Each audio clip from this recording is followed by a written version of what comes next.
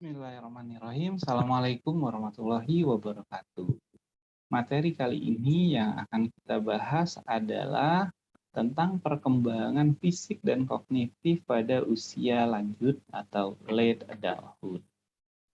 Nah, usia lanjut, lansia, atau late adulthood itu bisa kita bagi lagi. Ya, late adulthood sendiri adalah usia di atas 60 tahun. Ada juga yang mengatakan bahwa di atas 65 tahun. Nah, late adulthood itu kita bagi menjadi 3. Ada yang disebut dengan young old. Young old itu usianya 65 sampai dengan 74 tahun. Sedangkan pembagian yang kedua adalah old, yaitu usia 75 sampai dengan 84 tahun. Kemudian ada oldest old, yaitu usianya di atas 85 tahun. Nah, kenapa seseorang itu bisa menjadi tua? Kenapa kita ini menua? Nah, inilah yang coba dijelaskan oleh ahli. Maka ada orang-orang yang mempelajari tentang penuaan. Ilmu yang mempelajari tentang penuaan dan proses-prosesnya itu disebut dengan gerontologi. Selain gerontologi, ada juga ilmu kedokteran. Ya, ilmu kedokteran yang mempelajari khusus tentang penuaan dan kondisi medisnya terkait dengan penyakitnya. Nah, itu disebut dengan geriatri. Dalam penuaan, maka biasanya ada istilah harapan hidup, life expectancy. Angka harapan hidup itu adalah usia hidup seseorang didasarkan pada perhitungan statistik. Jadi sederhananya adalah rata-rata usia hidup hidup pada populasi tertentu. Ya. Terus juga ada istilah lifespan atau masa hidup seseorang, yaitu periode maksimal. Jadi usia maksimal hidup seseorang. Berdasarkan penelitian, jadi usia hidup maksimal seorang manusia itu sekitar 120 tahun. Mengapa orang-orang itu atau mengapa manusia, mengapa kita ini menjadi tua? Nah, ada 2 kelompok teori kalau kita kita buat pengelompokan yang dilakukan oleh tokoh-tokoh, ahli-ahli yang menjelaskannya, kita bisa membagi menjadi 2. Ada yang disebut dengan genetic programming theory dan ada yang disebut dengan variable rate theory atau error theory. Nah, yang dimaksud dengan genetic programming theory itu jadi asumsi dasarnya adalah penuaan itu terjadi karena bahwa gen itu memiliki program. Gen itu sudah memiliki jadwal, itu ya, maka dikenal juga ada istilah Hayflick limit. Jadi ada tokoh namanya Hayflick mengatakan bahwa sel-sel tubuh yang ada di manusia itu memiliki limitasi dalam pembelahannya. Jadi katanya sel itu tidak bisa lebih dari 50 kali dalam pembelahan sel. Pembelahan sel kan terjadi untuk perkembangan dan repair, perbaikan tubuh. Itu. Nah, kemudian ada kelompok teori yang kedua namanya variable rate teori atau disebut dengan error teori. Inti dari variable rate teori itu bahwa penuaan itu adalah hasil dari proses yang berbeda-beda, yang bervariasi dari setiap orang. Jadi, setiap orang dengan orang lain memiliki perbedaan dalam proses penuaannya. Dan yang mempengaruhinya itu ada 2, yaitu faktor internal dan eksternal. Internal dari dalam tubuh, sedangkan eksternal dari luar atau dari lingkungan. Kita bahas tentang genetic programming theory. Jadi tadi dikatakan bahwa genetic program teori itu adalah suatu kelompok teori, maka ada teori-teori lain yang termasuk dalam genetic programming teori. Ada yang disebut dengan program senescent teori. Program senescent teori ini, jadi senescent sendiri adalah waktu di mana terjadinya penurunan, ya, terjadinya penurunan dalam hal genetik. Jadi program senescent teori itu mengatakan bahwa penuaan itu terjadi karena memang gen itu ada tahapan-tahapan penuaannya. Gitu. Jadi ada jadwalnya gen itu menjadi tua. Gitu. Ada juga yang disebut dengan endokrin teori. Disebut endokrin teori pasti terkait dengan endokrin, fungsi hormon. Menurut endokrin teori bahwa hormon itu juga memiliki jadwal, dia memiliki jam biologis dalam mengontrol metabolisme tubuh itu, maka seiring dengan waktu hormon itu akan mengalami penurunan fungsi, maka terjadilah penuaan. Ada teori lain yang namanya immunological theory. Kalau immunological theory tentunya terkait dengan sistem imun, bahwa sistem imun tubuh manusia itu sudah terprogram.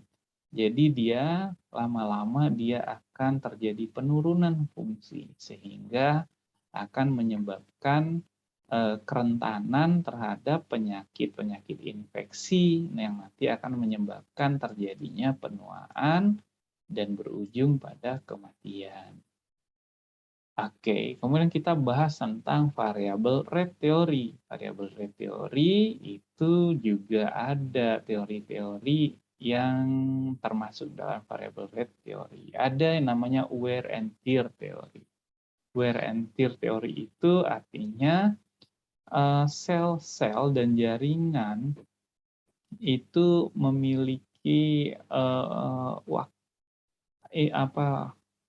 jadi kalau dia itu sudah dipakai sel-sel itu ya, sel-sel jaringan itu dia akan ada masa sederhananya ya masa kadaluarsanya lah gitu ya. Jadi ada masa kadaluarsanya sel-sel itu. Nah, itulah yang nanti akan menyebabkan seseorang menjadi menua. Jadi jaringan-jaringan itu ada masa ininya wear out-nya ya, masa pakainya. Terus ada teori yang namanya free radical theory. Ini teori yang lumayan terkenal ya, bahkan digunakan sebagai dasar dari produk-produk kecantikan misalnya free radical theory ini atau variabel bebas, teori variabel bebas, bahwa di tubuh kita itu akan menumpuk radikal-radikal bebas. Ya, radikal bebas inilah yang nanti akan menyebabkan sel-selnya itu menjadi rusak. Ya, dia akan merusak sel yang ada, mengganggu sel-sel yang ada, dan kemudian mengganggu organnya sehingga fungsinya akan berkurang sehingga akhirnya fungsi dari organ tersebut akan berhenti. Ya, makanya juga ada istilah lain dari free radical theory itu yaitu antioksidan bedanya ya. Makanya ada sekarang produk-produk itu diklaim mengandung antioksidan untuk menangkal radikal bebas free radical ini. Kemudian ada rate of living theory. Jadi menurut rate of living theory itu bahwa setiap manusia, setiap organisme itu memiliki rate of living, memiliki rata-rata kehidupan, memiliki rata-rata dalam hal metabolisme. Jadi hal itu yang akan menyebabkan lifespan-nya, masa hidupnya itu akan berkurang. Kemudian teori lain adalah autoimun teori.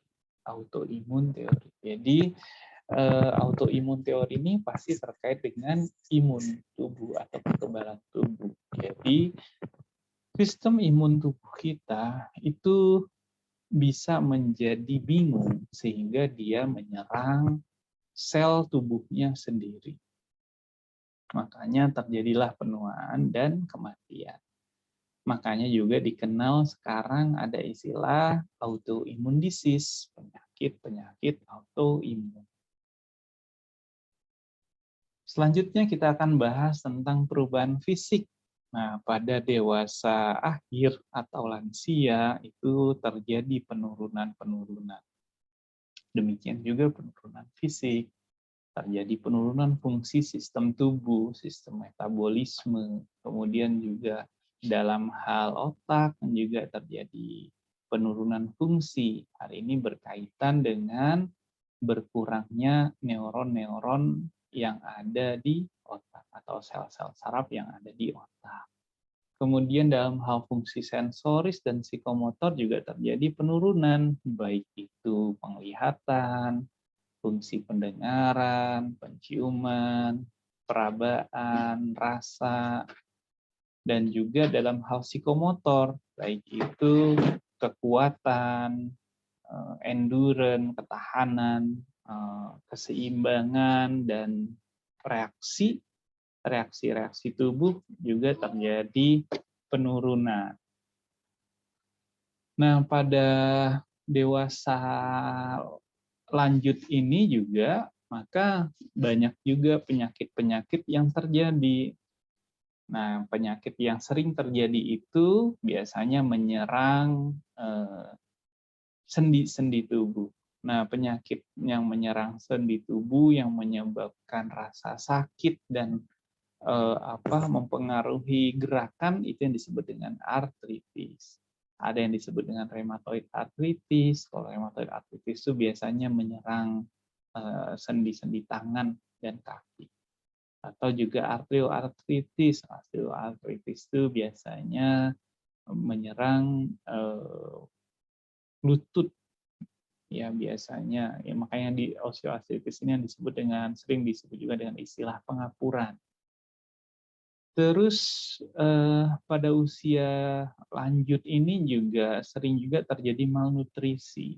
Ya, seringkali karena metabolismenya yang kurang, yang terjadi penurunan fungsi, sering juga terjadi malnutrisi juga. Kemudian juga demensia. Ya, demensia ini biasanya kita suka disebut dengan pikun kalau orang Indonesia mengatakannya ya. Pikun. Demensia ini 2/3-nya sebagian besarnya disebabkan oleh Alzheimer ya. Tapi nggak semua Alzheimer itu demensia ya. Kita lanjut lagi ke fungsi kognitif atau perkembangan kognitif atau cognitive development. Dalam hal kecerdasan, intelijensi, maka pada usia dewasa lanjut ini terjadi penurunan dalam hal kecepatan dalam memproses, kemudian kemampuan abstrak, ya berpikir abstrak, itu terjadi penurunan. Tetapi ada hal lain yang meningkat.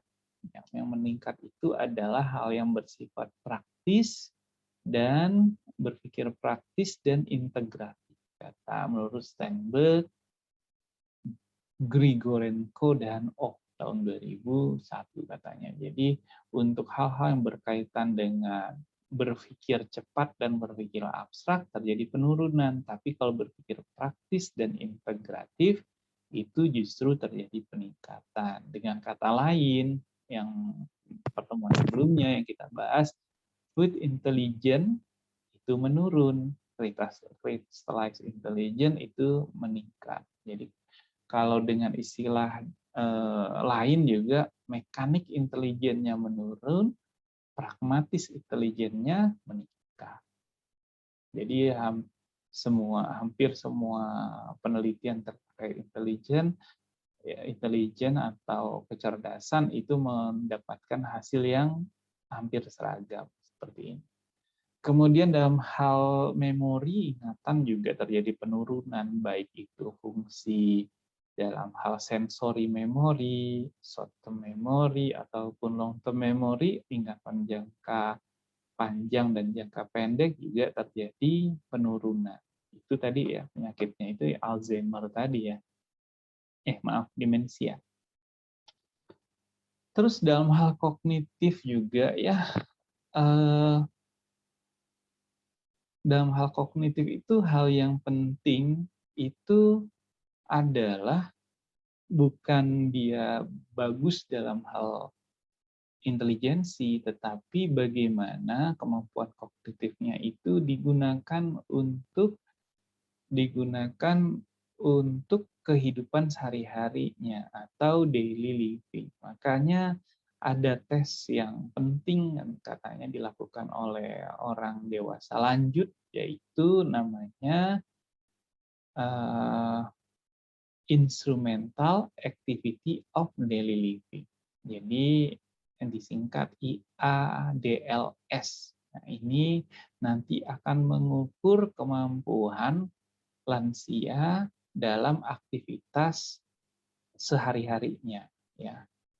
Ada 7 kemampuan yang diukur, yaitu terkait dengan perencanaan atau memanage keuangan, kemudian dia dalam hal membeli barang-barang yang dia butuhkan, berbelanja hal-hal yang dia butuhkan sehari-harinya, kemudian menggunakan telepon, kemudian menggunakan transportasi, kemudian menyiapkan makanan, kemudian bagaimana dia dalam hal perawatan kesehatannya dan juga merawat rumahnya atau housekeeping-nya. 7 kemampuan itu yang akan dicek dalam IADLS.